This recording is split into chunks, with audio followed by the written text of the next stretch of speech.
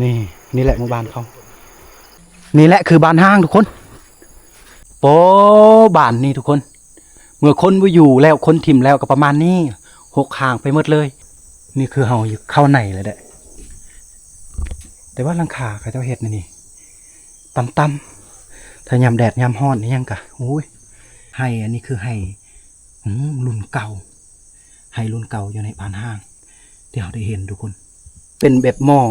รุ่นตะกี้สมัยรุ่นเก่าหม้อรุ่นเก่าทุกคนเพิ่นจะใส่คุกมองแบบนี้เลยตำเข้าตำอีหยังต่างๆและอันนี้คือโลงศพที่สุดแปลกที่หมู่บ้านแห่งนี้นี่คือโลงศพคนตายเลยอันนี้เกิดการสันนิษฐานเท่าอันนี้ลูกปืนโอ้เขาใช้น้ำมันมาปุ๊บมีศัตรูมายิงของเขานะเนื้อนั่นเนาะมันยิงนี่มันมาทะลุพี่นี่หูนี้เนาะนี่มาทะลุหูนี่นี่โอ้ยนี่แม่นความเลยนี่โอ้มันยิงเลยพี่เนาะปุ๊บรอดพุ่นเลยโอ้งามบ้านห้างธรรมศาสตร์เขางามแต่ว่าอยู่นี่ต้องคิดอีกทีหนึ่งโอ้ตัวนี้แหละเขาสิถามเมื่อวานเนาะบางคนว่าโอ้ยเป็นง่ายเฮ็ดยังธรรมศาสตร์งามลองคิดสภาพมันใจหลายอย่างเขาต้องบอกเขาต้องอธิบายให้ทุกคนได้ฟังว่าเมื่อยวะโอเคอยู่ถ้าสบายดีทุกคนอีกทีนึงเด้อตอนนี้เขามาฮอดในหมู่บ้านแห่งนี้ทุกคนเลยเป็นหมู่บ้านที่อยู่กลางป่าปอแต่ว่าได้ยินชาวบ้านเขาว่าหมู่บ้านนี้เป็นหมู่บ้านห่างไปหมดเลยได้บ่มีคนอยู่เลยเสียดายบ้านเขาเสียดายที่ดินการทำมาการปลูกพังเลี้ยงสัตว์นี่เสียดายที่สุดแต่ว่าเขาอยากไปเบิ่งมันแม่นแท้บ่คือหมู่เขาว่านะโอ้ยมื้อนี้ก็ได้ไปกับพ่อบ้านดองสบายดีโอ้สบายดีFCเด้อไปนำกันเพิ่นนี่มักแบบผจญภัยเข้าป่าเข้าดงนี่แล้วนี้โอ้ยเพิ่นว่าสุดยอดแล้วธรรมศาสตร์นี่ทุกคนเลย สุดยอดสุดนี่แต่สัตว์ป่าก็ยังไล่ได้พ่อบ้านได้ทางนี้นะไล่สุดเอาทุกคนเป็นอะไรก็ฝากติดตามไปอีกตอนต่อไปเส้นทางมันยากแห้งมันยังนี่จักมันกินได้บ่เด้บ่ได้ดิอันนี้จะคืออนาชานี่เนาะจังหวะเด้เขาอีแม่นนักอันดื้อบิชาโอ้ยบ่แม่นมันขายคือยังบ่อยู่เอาโอ้ยคักแห้งพ่อบ้านเส้นทางนี่นะคักธรรมศาสตร์นี่สุดยอดแห้งเนาะโอ้ยเส้นทางเพราะว่าคนบ่ได้อยู่แล้วก็หกห่างหมดเลยวันนี้ไหมพวกที่เขาไม่เพื่อนชาติเขาเอาเท่านี้เนาะแมนแถวนี้นี่ใหม่นี่บักอุดมสมบูรณ์นี่บ่ยากนะเห็นนี่เห็ดเหือนใหม่ยังก็งามอยู่โอ้สะอดธรรมชาตินี่เนาะถ้าเขายังอยู่นี่อุดมสมบูรณ์ได้อันนี้บ่แม่นป่าสาได้แต่ว่าเป็นป่ามันไกลบ้านกับเจ้าซื้อแต่บ่ฮู้ว่าน่าจะบ่แม่นป่าห่วงห้ามดอกป่าสมไซป่าสมไซเอาสุดยอดป่านี่แต่กี้นี่แปลนทางเที่ยวมันหลายปีเลยเด้หลายเดือนมันก็เลยสภาพการแถวนี้ต้องเป็นสะอ่อนให้ของกระเจ้าเขียดนี่เลยงามมาเลยปีนี้ชาวบ้านเขากันจะบุอึดเขาได้บุอึดน้ำกำลังสิหูดได้เขียดนี้ก็เจ้าหูดได้ก็จะบ่ได้เกี่ยวหูดเอาเพราะว่ามันสิเกี่ยวแล้วก็คือว่าแหละเฮาสิปั่นในไรบ่มีรถไทยปั่นเลยบ่มีอันปั่นเขาเอามายากรถก็ยากเลยนี่เลยก็สิฮอดหมู่บ้านเขาแหละถ้ามาเติมขั้นตอนนี้ขั้นตอนเฮาเปิดคลิปให้ทุกคนเห็นกันแต่พูนลงป่ามาฮอดนี่เอาไปอีกยังไกลทุกคนเลยนี่แหละคือจุดดีของหมู่บ้านแห่งนี้ก็มีน้ำตัวนี้ป่านี่บ่ให้ว่าวไหนป่าที่อยู่ในน้ำพี่อย่างบ่ไกลๆยังบ่ฮอดบ้านเขาเซยโอ้ยเบิ่งตัวนี้ละคิดฮอดตอนเฮายังเด็กน้อยตะกี้พ่อแม่พาอยู่บ้านประมาณแบบนี้ได้บ้านที่แบบลึกลับอยู่กลางหุบเขาบ่อยู่ป่าอยู่ดงบ่นะประมาณแบบนี้ได้ทุกคนเลย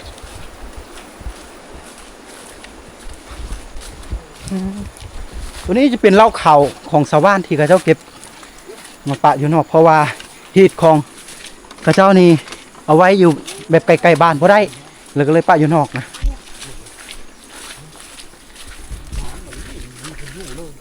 โอ้ย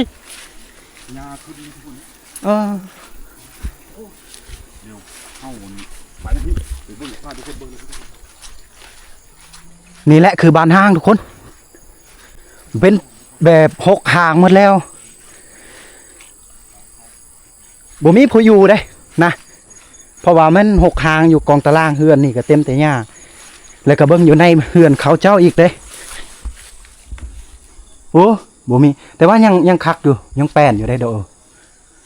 อยู่ในนี่แต่ว่าเฮือนของเขานี่ยังบางหลังคาก็ยังใช้ได้แต่ว่าบ้านหลังคาก็ใช้บ่ได้แล้วแต่ว่าอันนี้คือห่างไปหมดเลยได้ห่างหมดเลยประมาณ80 กว่าหลังคาเฮือนเกือบ90ได้ถ้าเขาเจ้าบ่มางบ่ทิมบ่ป้าอันนี้ก็100หลังคาพุ่นแหละโอ้เฮือนของเขาเจ้าก็ทีเลยแล้วก็ปลาเต็มไปเลยทุกคนปลาที่มันอยู่แบบตอนนั้นแป้นเลยน่าจะแต่ว่าเมื่อชาวบ้านมาอยู่แล้วกะสิประมาณนี้ได้สภาพการได้ก็บ่แน่ใจเนาะบรรพบุรุษของเขาเจ้านี่เขาเจ้าสิเอาเมื่อบ้านบ่หรือว่าเขายังปะเลี้ยงอยู่นี่ความหมายก็คือผีนะโอ้ยน่าเสียวน่ายานเด้หากบ่มีไผอีหลีเลยอีกหมู่บ้านหนึ่งที่ถูกทิ่มไว้อยู่กลางป่านะเขาทิ่มไว้ประมาณนี้เลยหลังคาเฮือนก็ยังบ่งามนี่ประมาณนี้เลยนะทุกคนเลย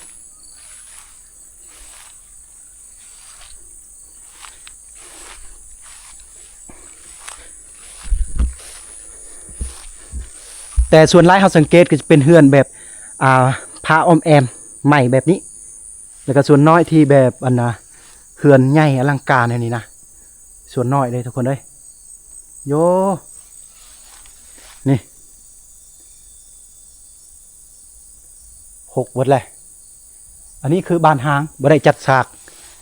ไหนโป้บ้านนี่ทุกคนเมื่อคนบ่อยู่แล้วคนถิ่มแล้วก็ประมาณนี้6 หางไปหมดเลยคันใดที่เพิ่นขึ้นเฮือนขึ้นบ้านหลังนี้ก็สิประมาณนี้เนาะหญ้าแต่ว่าเขาเจ้าบ่ได้ล็อกปะไว้ในนี่เลยทิมเลยอาจเป็นไปได้ยังมีเครื่องของเขาเจ้าอยู่หรือว่าเขาเจ้าเก็บเครื่องของไปหมดแล้วก็บ่จักโอ้โหเวลาเฮาย่างเด้อทุกคนเด้อต้องค่อยๆไปเพราะว่าเฮายานมันมีบางสิ่งบางอย่างอยู่ใต้หรือว่าอยู่กองอยู่พื้นนั้นเฮาบ่ฮู้นะต้องค่อยๆไปความหมายก็คืองูได้กี่เข็บอีหยังได้บาดห่างเขาเจ้าบ่อยู่แม้แต่คนเดียวแม้แต่แค่หลังคาเดียวเฮือนเดียวกับบ่ได้อยู่ย้ายออกไปหมดแล้วห่างไปหมดแล้วเหลือเขาทิ้มไปนะโอ้อยากท้าทายตอนกลางคืนมานอน นอนเนี่ยเนาะอยู่นอกเนี่ยน่าจะได้แต่บ่แน่ใจว่าเฮาสิขึ้นนอนอยู่ในได้บ่นอนนอกนี่ได้นี่ยังงามได้ทุกคนงามแห้งบ้านแห้งนี่ยอมรับว่างามยอมรับเลยก็ลายหลังคาที่ติดกัน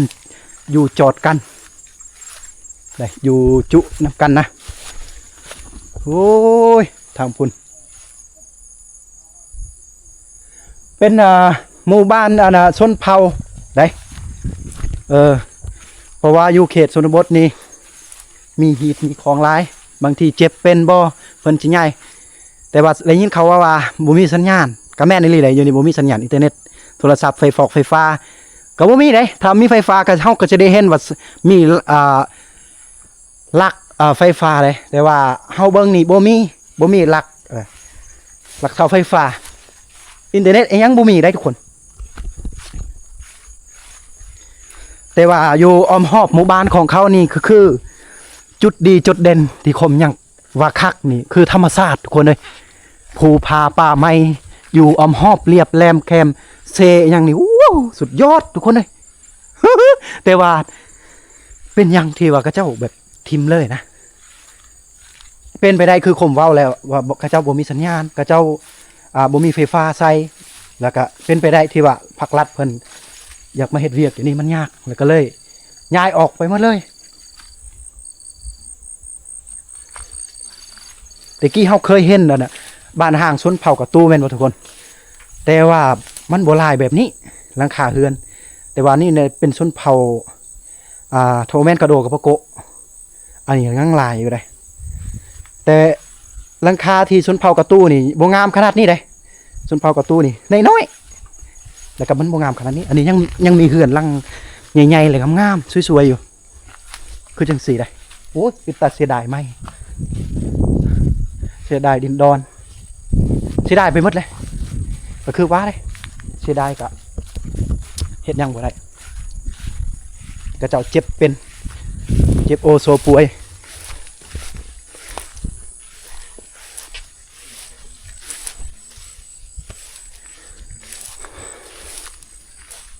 เอาสิยืดกองให้ทุกคนเบิ่งก่อนเด้อ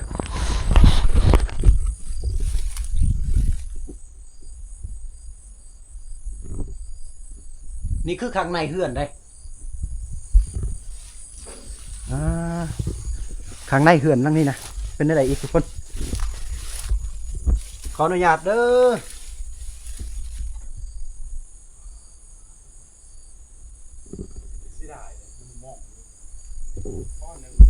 กะบ่มีคนได้แล้วก็บ่มีเครื่องของ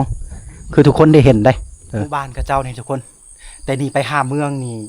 80 ลักเวลาเจ็บเป็นตอนถ้าเขายังอยู่เวลาเจ็บโอโซป่วยก่อนฉีไปฮอดห้องหมอห้องยาพยาบาลก็ใกล้พอสมควรเวลาเกิดลูกเกิดหลานต้องเขาอยู่นี่เขาเกิดอยู่นี่เลยได้เนาะก็บ่ได้ไปสุขศาลาบ่ได้ไปห้องหมอห้องหรือว่าห้องพยาบาลอีหยังเขาคือสิเกิดอยู่ในบ้านแห่งนี้เลยบางคนเกิดมาอยู่ในนี้ก็เจ็บป่วยก็มีนะเพราะว่าบ่ได้มีห้องหมอมันไกลอีหลีได้จากไปเมืองเพื่อสิไปฮอดเมืองมันยากเลยแต่ว่าน้ำเรื่องน้ำกับเจ้าไซนี่มันมีน้ำห้วยแบบมันไหลห้วยไหลตลอดกะคือทางพุ้นทุกคนมันมีน้ำห้วยเฮ็ดให้ชาวบ้านสะดวกสบายในการใช้ชีวิตตะกี้เขายังอยู่อันนี้คืออีกหลังนึงเอาเบิ่งข้างในก็ประมาณนี้เลยอันนี้คือในเฮือนบ่มีเครื่องของโอ้ยบรรพบุรุษยังกับบ่มีความหมายก็คือผีนกอันนี้ ฟืนเพิ่นเก็บไว้โอ้หลังแห่งนี้เนาะงามมาลีอีกเลยหลังนี่ตาเสียดาย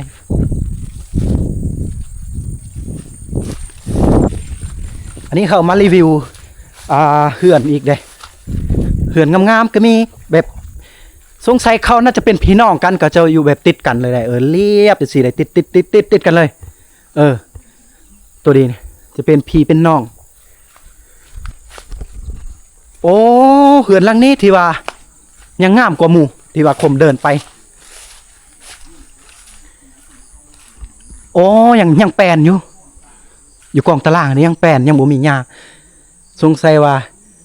ก็เจ้าไปเฮ็ดเวียกไปเฮ็ดงานไปเฮ็ดไร่เฮ็ดนาแล้วก็แรงๆจะกำแบบมาพักพรบ่กินข้าวกินน้ำบ่กันยังมาเฮือนนี่ย่านว่าแนวนั้นได้ทุกคนแต่ว่าบ่ได้นอนบ่มีไผอยู่เลยห่างเลยโอ้งามอยู่เฮือนหลังนี้งาม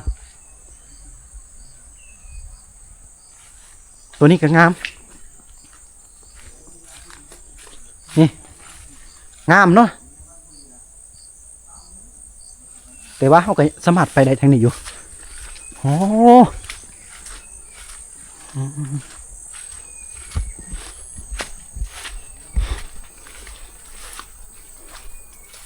เด้โอ้ทางนี้ก็ยังมีเฮือนอีกไปจังซี่เลยกว้างพิลึกดิทุกคนเฮาเลาะตั้งแต่ปูนมาพีเนาะเดี๋ยวสิเลาะให้ทุกคนไปก่อนนี่ ห่างไปหมดเลย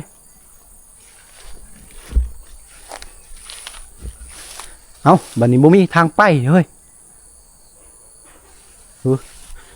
เฮ้ยเสียงยังว่าลมพัดสังกะสีบ่จักหักเป็นตะย่านแต่เป็นตะเสียวเวลาเฮาเลาะกลางคืนบ่แห่งบ่กล้าเลยแต่ว่ากลางเว้นกันนัดซ้ำนี่ได้อ๋อหรือว่าเขาลอดกองตารางนี่อึ๊บ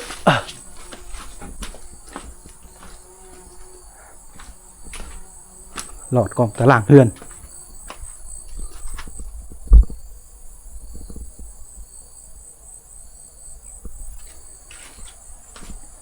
นี่โอ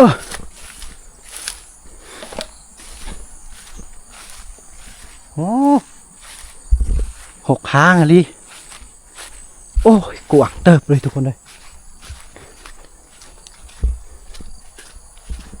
ส้มกับเพิ่นว่าอะลิผมมีคนอยู่นี่เฮือนแบบแต่ว่าเป็นเฮือนดั้งเดิมเฮือนสมัยเก่าๆตามเบิ่งนี่เขาย่ายนี่น่าจะบูเหิงปานใดโอ้ยมืดอ๋อครับบ่มีอีหยังไงเนาะข้างในเฮือนก็บ่มีอีหยังพุ่น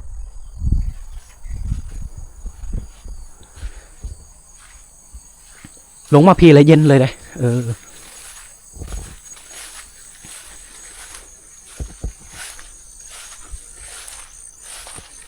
โอ้ยเขาเบิ่งไปนี่ก็เหมือนจะแบบว่าเขาทิ่มเฮือนนี่บ่ต่ำกว่า2 ปีประมาณนั้นถ้าบ่ก็ประมาณปีกว่าๆเด้เพราะว่าหญ้านี่ทุกคนหญ้านี่เต็มเลยฮักคือเฮือนน่ะชนเผ่าอันนั้นชนเผ่ากระตูเว้าอีกแหละกะเข้าหากะย้ายได้ปีนึงแต่มันบ่หกห่างขนาดนี้แต่ว่าตัวนี้มันห่างเลย หญ้านี่แหละโอ้ยหญ้านี่หักบ่อยากกล้าย่างลายปานใดย่านว่ามันเป็นอันตรายมาข้ามยังก็ครบไปเลยมันเป็นบ้านเขาเขาเคยอยู่เคยอาศัยแล้วก็มันมีครบหมดทุกอย่างนะคนละปลูกว่าซั่นซะหมักพร้าวหมักนาวหมักฮุงมะละกอครบบ่อนี่ทุ่งเพียงตัวนั้นมันเป็นหน่อไม้ไผ่เสียดายดินเฮ็ดเฮือนหมู่บ้านเขามันยังมีลายบอนที่จะเฮ็ดเฮือนที่จะปลูกบ้านได้เด้ซ้ำนี่บ่เป็นหยังนี่เลาะเลยต่อเนื่องได้ให้ทุกคนนี่ ต่อเนื่องเลยนี่ยังกว้างกว้างไปเลยทุกคนเลยทำอิฐนี่เฮาเลาะได้พูนเนาะเลาะมาจังซี่เลยนี่เลยยังโบแล้วบ่อันนี้เป็นเฮือนครัวของชาวบ้านแนวนี้เขาว่าเฮือนน้อยๆแต่ว่าเขตชนบทชนเผ่านี่เขาเจ้าอันนั้นได้มีหลายคนที่อยู่ในหันบางทีก็2 ครอบครัวมาอยู่ในเฮือนหลังเดียวก็มีนะโอ้ยสังเกตจากเสาเนาะการใส่งานนี่เสาน้อยๆ ตอนที่เขาอยู่เลยสำคัญพวกนี้เสาเฮือนครัวเป็นเสาเฮือนที่แบบเฮือนน้อยๆเอาออกมาพีนิดหน่อย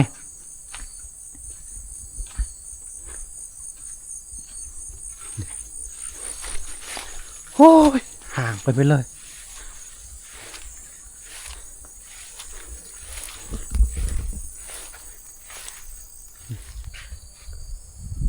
โยฝนสิตกเลย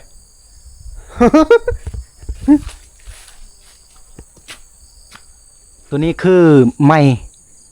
เก็บโลงศพสกัวไว้บางทีคนอยู่ในเฮือนมีคนเฒ่าแก่เจ็บโอโซป่วยก็เจ้าก็เฮ็ดไว้จังซี่ได้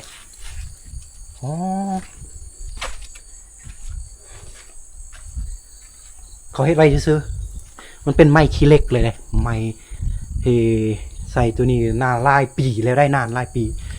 เบิ่งสังเกตจากเหล็กตะปูนี่เมียงหมดแต่ว่าไม้นี่ยังคักแห้งมันเป็นโรงศพของเฮือนหลังนี้ได้อ๋อหรือว่ามันเป็นคอกไก่บ่คอกนูเขาเลี้ยงนูกับบ่จักได้อันนี้ผมประมาณเอาเลย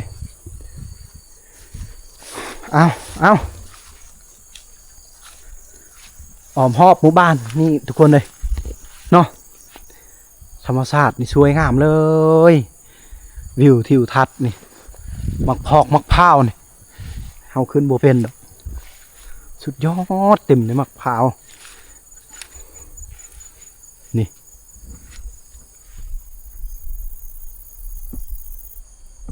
โอ้ยหญ้าตัวนี้ขนาดเลยนี่มักพร้าวน่าจะเป็นเจ้าของเฮือนหลังนี้เนาะจะเป็นเจ้าของกันนะมักพร้าวโอ้ยหญ้า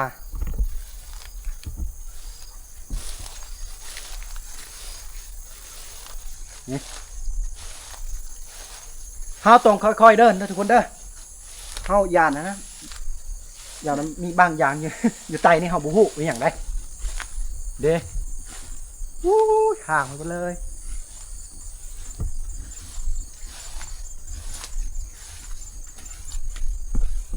ตัวนี้คือข้างในเหือนกับเจ้าก็ยังมีเสื้อผ้าที่เขาทิมไว้ก็น่าจะเก็บบ่เบิดเพราะว่าเขาเจ้าเก็บเสื้อผ้าที่เรือมันบ่เบิดก็เนื่องจากว่ามันไกลบอนที่เขาปลูกฝังบอนที่เขาเฮ็ดหาบ้านใหม่นะทุกคนเขาจะเก็บเอาเครื่องคล้องนี่ได้จังใดรถนี่มานี่บ่ได้เลยบ่ว่าแต่รถใหญ่บ่ให้เว้ารถไอ้ตักๆเลยว่ารถซิงมอเตอร์ไซค์ว่ารถจักรนี่ทุกคนก็เห็นแหละเดินทางเนาะทางที่เฮาไปบางอย่างนี่มันยากซำใดทุกคนเห็นบัดนี้เฮาสิเก็บเครื่องของนี่ง่ายนะมันง่ายแล้วแนวใดก็บ่เข้าใจเพราะว่าเขตชนบทนี่ส่วนหลายก็เจ้าจะหาบเอามันเป็นกระพาบ่เป็นกระสอบบ่นะก็เจ้าเจ๊เอาใกล้ซำใดก็จำเป็นหลายคนก็สิว่าโอ้บ้านห้างมันไกลขนาดนี้นี่เขาสิไปซื้อเครื่องแนวไรเนาะสิไปเมืองไปตลาดตะลี่ตลาดนี่เขาบ่จำเป็นในนี้เขาบ่ได้ออกเลยเขาอยู่นี่เลยตัวอย่างมันบ่ออกนี่เขาบ่ได้ไปซื้อกาแฟเกลือแป้งนัวมักพริกเขามีแล้วนะมักพริกแต่ว่าเกลือแป้งนัวแล้วสิ่งที่จำเป็นให้เขาทุกคนเห็นนี่แหละสภาพ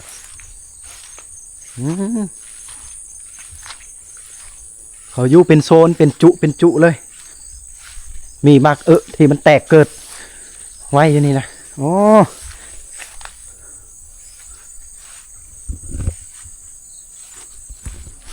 เฮ้ยโอ้ยนกน้อยๆ เดินบานห้างนี่แบบ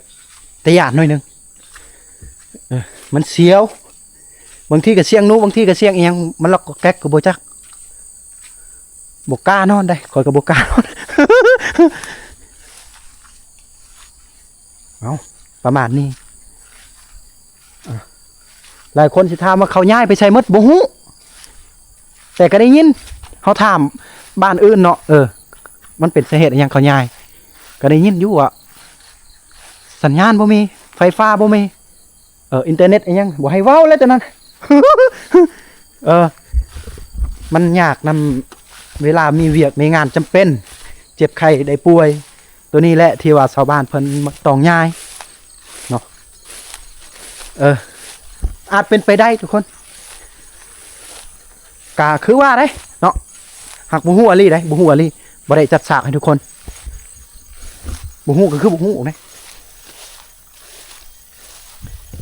สิ่งที่บ่ฮู้อะไรเฮ็ดให้มันฮู้ก็บ่แม่นได้ทุกคนเลยนี่โอ้ยโซนหนึ่งอีกมียังบ้างอยู่ข้างในเขาเบิ่งอีกในเฮือนหลังนี้เนาะโอ้ยคือจะมีอย่างนอกทุกคนเนาะ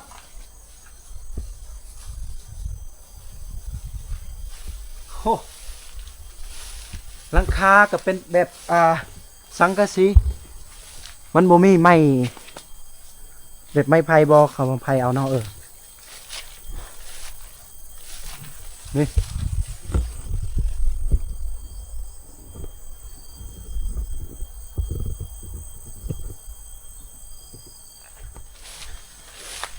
โอ้ยหมักนี่เพิ่นบ่ได้ปลูกเด้แต่ว่ามันเกิดเองเพราะว่าเนื่องจากชาวบ้านเพิ่นอยู่แล้วก็เฮ็ดกินแล้วก็เอาในหันเปลือกหันทิ่มแล้วมันเกิดแตกเกิดมาเลยยังแต่ใบบ่เห็นมากฮะคือไม่เห็นพรมอยู่จ๊ะมีพายุเนาะ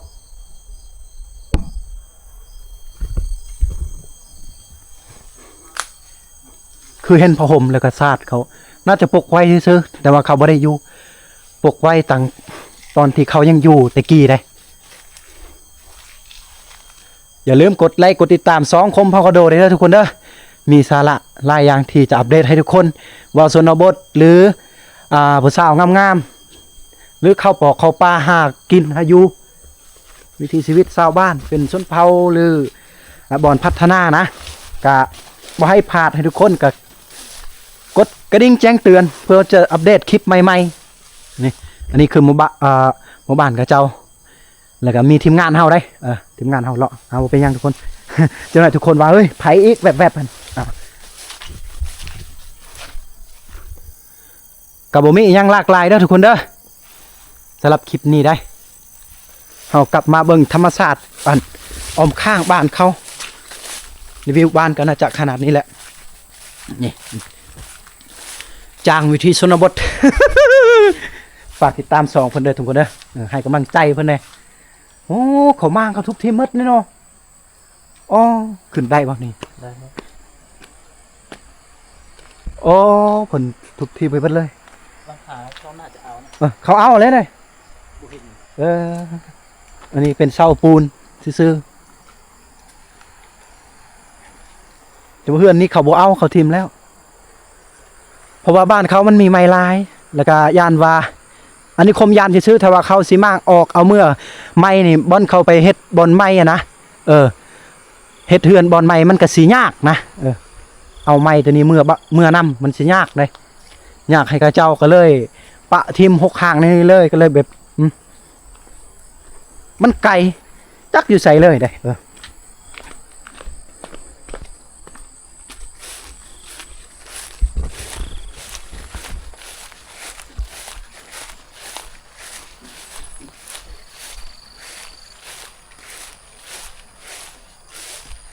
โอ้ตัวนี้แหละน้ำธรรมชาติอุ้ยหญ้านี่เนาะให้งัวเนาะให้งัวให้สัตว์เลี้ยงกินโอ้สุดยอดเลย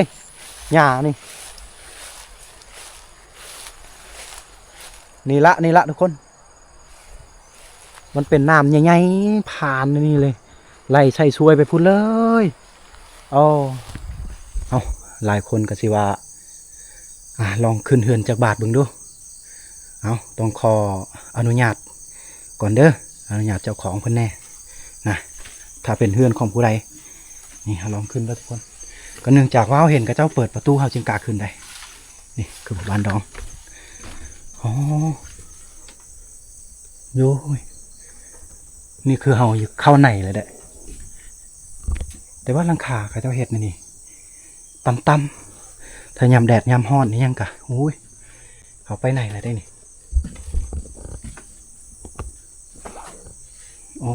มียังเลยทุกคน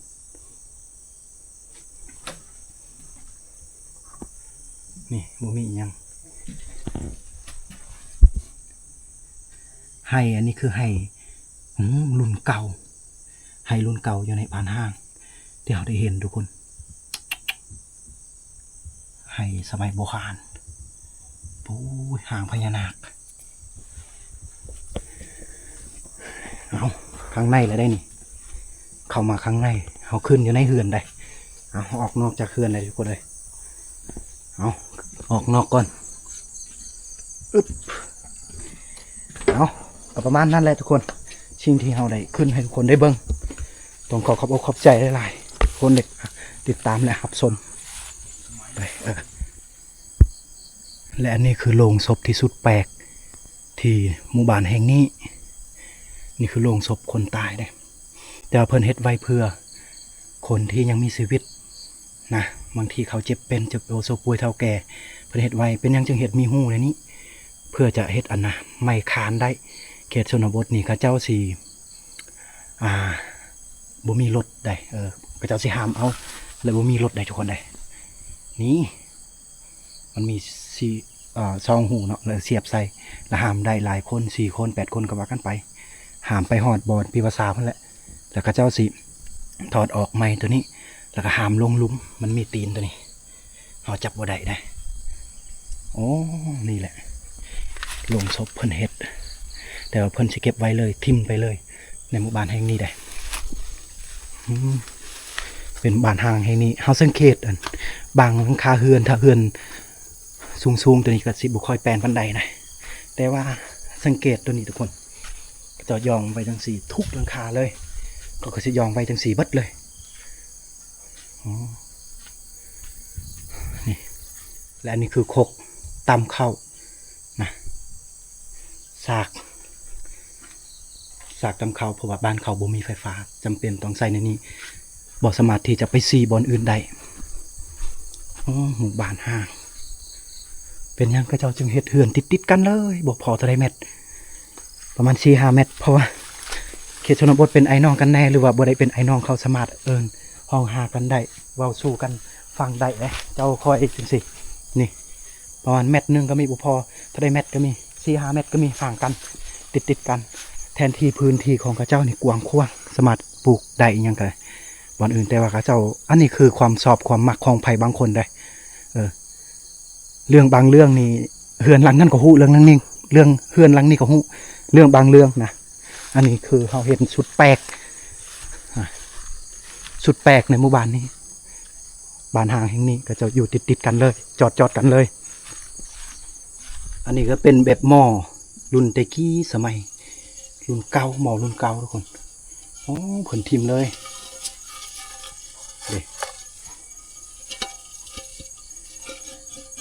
เขาสบู่เก็บเขาทิมเลย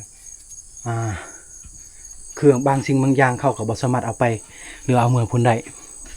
นี่เพิ่นจะใส่คุกมองแบบนี้เลยตำเข้าตำอีกอย่างต่างๆบ่มีไฟฟ้าจำเป็นต้องใส่แบบนี้ตัวถ่ายเฮาเป็นจริงได้เฮ้ยค่อยว่ากระฟุ้ยอันนี้นี่มันเหมือนกระฟุ้ยในสมัยนี้กระฟุ้ยอันนี้นี่กระฟุ้ยในข้าวอันน่ะสงครามพุ่นแน่นั่นเนาะกระฟุ้ยอันนี้นี่อันน่ะในข้าวสงครามปุ๊บแล้วเขาเอาลำเลียงกับอันนั้นน้ำมันเด้น้ำมันไปใส่รถใส่ล่างนะเคยเห็นแต่ยังในนั่งแสดงวันนี้กระฟุ้ยมันหนาบ่ดิกระฟุ้ยปัจจุบันนี้มันบ่ได้มีตัวนี้ลวดลายก็บ่คือนี่บัดนี้นี่ตัวเบิ่งตัวนี้นี่อันนี้เกิดการสันนิษฐานเฮาอันนี้ลูกปืนเขาใช้น้ำมันมาปุ๊บมีศัตรูมันยิงของเขานะแน่นั่นเนาะมันยิงนี่มันมาทะลุพี่นี่ผู้นี้เนาะนี่มาทะลุผู้นี้นี่โอ้ยนี่แม่นความเลยนี่มันยิงแต่พี่เนาะปุ๊บรอดพุ่นเลยโอ้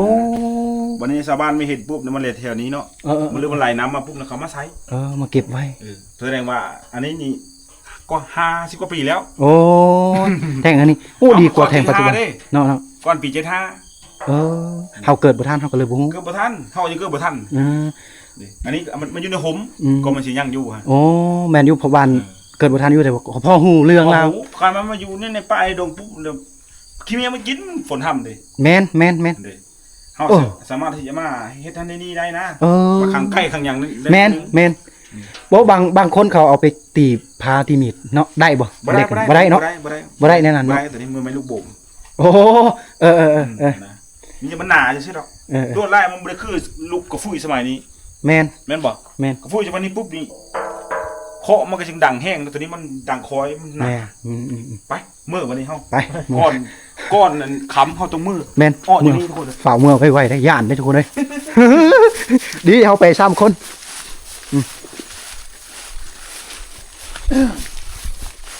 เอาทุกคนเอาสำหรับ EP นี้นะสำหรับคลิปนี้ก็ขอจบอย่างเท่านี้สิ่งที่เราได้เห็นมา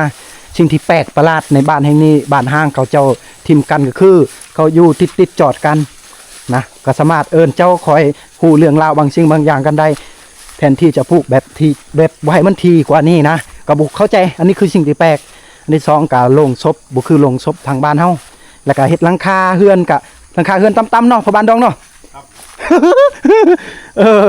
ก็ประมาณนี้แหละสิ่งที่เราได้เห็นเครื่องเขาเก่าแก่โบราณก็ยังมีให้เห็นอยู่ก็บ่มีอิหยังหลากหลายได้ทุกคนก่อนจาก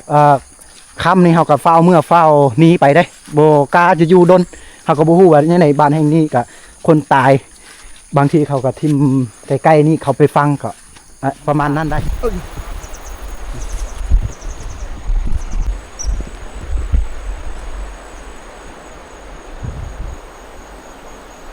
งามสุดยอดนะทุกคนฮะอีหยังโอ้ยอย่าใครคือพริกไทยนะบ่แม่นแม่นบ่วะ โมเมนต์มันคล้ายคือ บ่คิดว่าพริกไทยนะบ่แม่น ต้นผู้ อ๋อ ต้นพู พริกไทยบ่ บ่แม่น โมเมนต์ พริกไทย บ่แม่น คล้ายคือ ยังค่ะ จังหวะวะเด้ก็เลยถ่ายให้ทุกคนได้รับชมนี่มันแปลกๆว่ะ มันคล้ายคือ บอกว่าพริกไทยมันต้นผู้ อ๋อเราได้เห็นอยู่ทางเข้าบ้านห่างนี่แหละ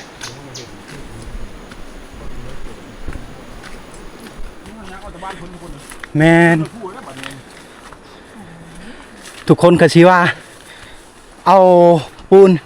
ซีเมนต์นี่ยังได้แนวใดก็คือห้ามเอาแบกเอาช่วยกันหมดบ้าน เพราะว่าในบ้านของกระเจ้านี่เราเห็นมีแต่หลังเดียวหันอันมีปูนได้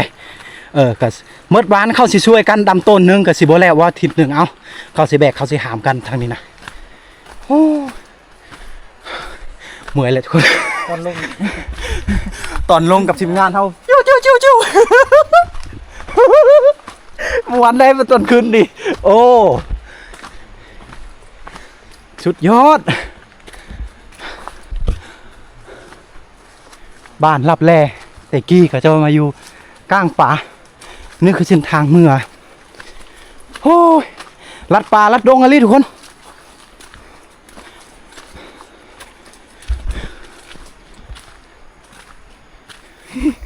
เดี๋ยวทุกคนจะถามทีมงานเนาะผมเมื่อยแล้วโอ้ยสะอ่อนธรรมศาสตร์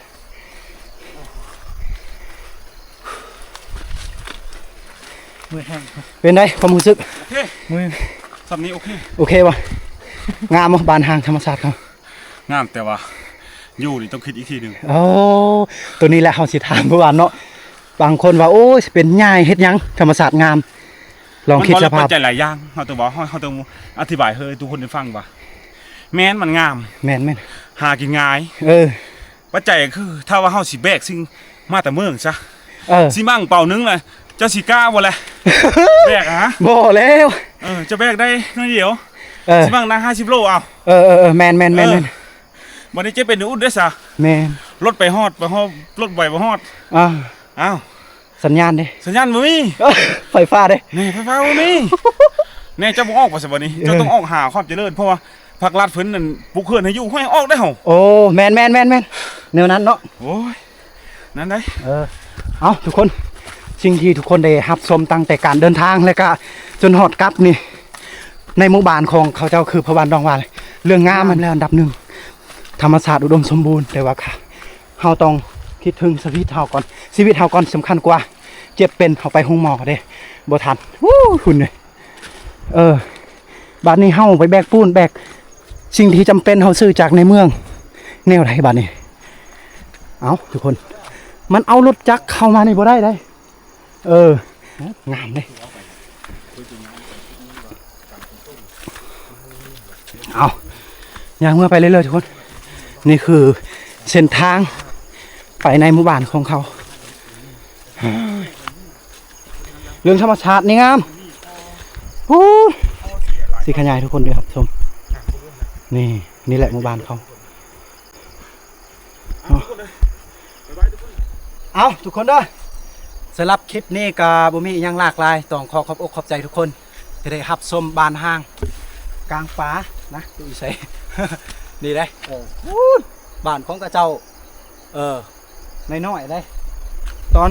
ทุกคนก็สิเห็นตอนเฮาเดินทางไงเนาะโอ้ยอยู่ระหว่างห้วยตัวนี้ ตอนนั้นก็มีหวย แต่ว่าเฮาสูบบ่ได้โอ้นี่บ้านเขาเจ้าบอนนี้แหละทุกคนเอ้ยบอนนี้แหละบอนนี้แหละเอาบอนนี้เนาะโอ้ยผูผาป่าไม้เขาเจ้าอยู่ติดกับการไปกันมามันยุ่งยากหลายทุกคนสิแบกปูนแบกเขาบางทีอึดเข้าอย่างนั้นนะแต่ว่าตอนนี้คือเข้างามถ้าว่าเขาเจ้าอึดเข้าอึดน้ำนี่สิไปซื้อในหมอกในเมืองสิไปซื้อในเมืองบ่ได้เวลาเจ็บเป็นไปห้องหมอก็ยากอีกยุ่งยากทุกคนเขาเจ้าก็เลยได้ย้ายออกจากบ้านแห่งนี้เป็นไปได้ 1,000% เลยได้และก็เฮาเห็นหมู่บ้านหั่นก็ติดจอดกันอยู่อันนี้สิ่งที่แปลกประหลาดนะเขาเจ้าก็สามารถหาสู้กันได้นะเรื่องบางเรื่องก็แต่ละครอบครัวก็สิฮู้กันได้เพราะว่าบ้านเขาเจ้าเพื่อนเขาเจ้าอยู่ติดกันนะอยู่นํกันหลายคนนะประมาณ80กว่าหลังคาเรือนหรือจะ90ลงหลังคาเรือนอยู่นี่ไฟยังบ่มีได้น้ำก็สะดวกสบายเรื่องอื่นนี่ก็ม่วนอยู่ธรรมศาสตร์แต่ว่ามันยากที่เวลาเจ็บเป็นแล้วก็ภาครัฐเพิ่นจะเข้ามาเฮ็ดเวียกอยู่นี่แหละมันยากทุกคนก็ต้องขอบใจทุกคนที่ได้เข้ามาเป็นกำลังใจให้คมพาวกโดขอบใจหลายๆทุกคนขอให้ทุกคนนั้นเนาะให้มีสุขภาพที่เข้มแข็งให้มีเงินมีคำใส่เนาะเอาทุกคนเด้อสำหรับคลิปนี้ก็บ่มีอีหยังหลากหลายพาให้ทุกคนได้รับชมบรรยากาศบ้านห้างกลางป่าแล้วก็ได้รับชมธรรมชาติที่อุดมสมบูรณ์ที่ยังมีไรบอนหลากหลายนะพอดีรถจักรเฮากระปะอยู่เทิงนั่นแหละทุกคนนี่ละเสียงรถจักรเฮาก็คิดว่าสิ้นสุดเพียงเท่านี้นะขอพบ EP ต่อไปเดี๋ยวทุกคนนะขอลาไปก่อนทุกคนนี่แหละเส้นทางโอ้ยเมื่อยนี่